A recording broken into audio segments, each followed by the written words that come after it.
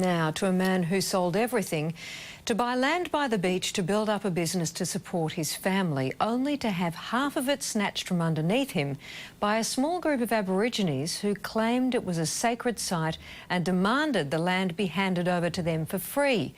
And what's even more disturbing about this story is that there is absolutely no evidence to prove that it is an actual sacred site, as Rowan Wen reports. For 15 months I've been robbed of basically everything that I've ever earned and had. He's not a local. He came down to try and make a go of things. He should have investigated it better. To Michael Ma, the West Victorian town of Portland was meant to represent the start of a new life for him and his family. But a land grab by a handful of local Aborigines has seen his dreams shattered. So Michael, as you fly over Portland and you look to land, what goes through your mind? Devastation. Just complete and utter devastation. 15 months ago, Michael purchased this property a few miles out of town. He was planning to subdivide some of the land and set up a small abalone farm like the one a kilometre up the beach. We had to fly him to his property because right now he'd be lucky to afford the train fare. We mortgaged our house, we took loans from our parents and invested everything that we had into this venture on the grounds that we had employed all the right people to make sure that everything was correct. And the efforts Michael went to ensure there would be no problems were nothing short of extraordinary. He consulted with councils, solicitors, development planners, Heritage Victoria, the Department of Sustainability and the CEO of the local Aboriginal mission. They're very encouraging. They're trying to attract new business into town. But after he'd bought the property and paid significant development costs, Michael heard from this man, Walter Saunders, a self-described alternate local Indigenous leader. He claimed the land Michael had bought was sacred, a place supposedly called the Convincing Ground.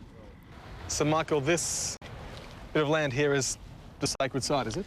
That's correct, yes. Well, according to the Aboriginal people, yes. And council had been dumping rubbish down here up until 2003. Yeah, that's correct, for about 5 years until I asked them to stop. Did they object then? No, the council hadn't heard anything about the dumping from the Aboriginal community, no. In fact, while Saunders had known about the potential development on his supposed sacred site for more than a year and said nothing. So it had big signs up for more than 12 months and then earthworks for another month before anyone came forward and said, hang on, that's our sacred site. Yes.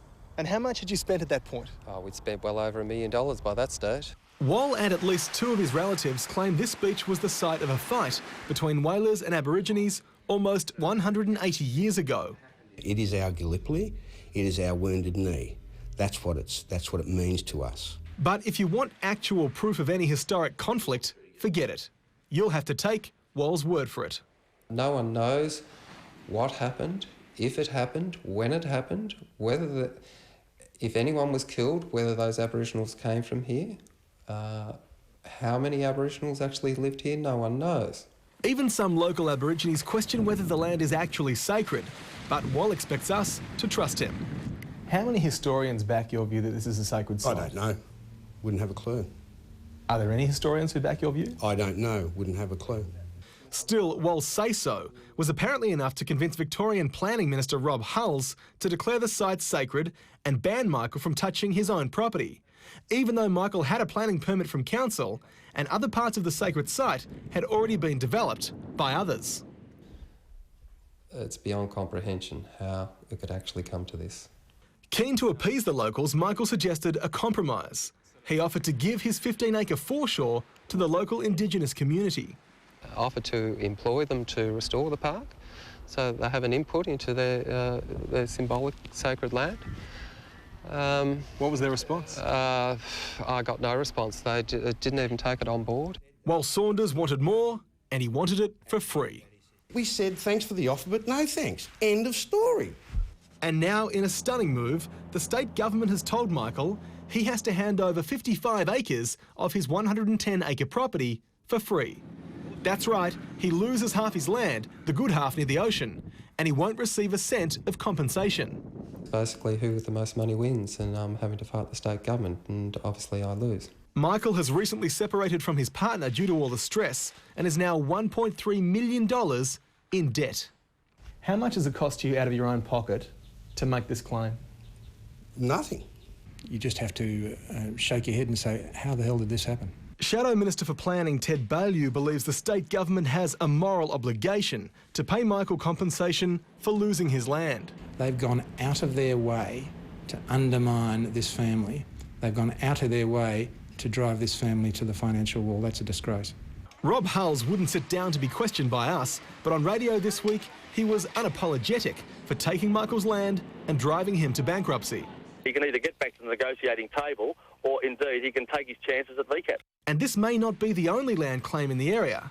Just don't expect Wal Saunders to be upfront about it. How many sacred sites are in this area? No, that's for me to know, mate. Well, give me a clue. More than 20? Yeah, 20. We say 20. Michael is still hoping the government will offer a compromise that won't see him ruined. Do the moral thing. And just do the moral thing. But if Michael was hoping for compassion from Wal Saunders, he will be bitterly disappointed in his neighbour and fellow man. But you're happy to stare at this guy in the eye and say, too bad? Yeah, no worries, mate. Do you have any idea how callous that sounds? Well, whose land is it? Well, you tell me, Wal, whose land is it? Whose land is it? He thinks he bought it. Well, he did buy it, but where did he get it from? The farmer that was And farming where it for did he get it 150 from? years. And where did he get it from? So from this us. is what this is about. 200 years ago, you still own all the land. Oh, shit, yeah. Charming. Now, when you move into a new home, you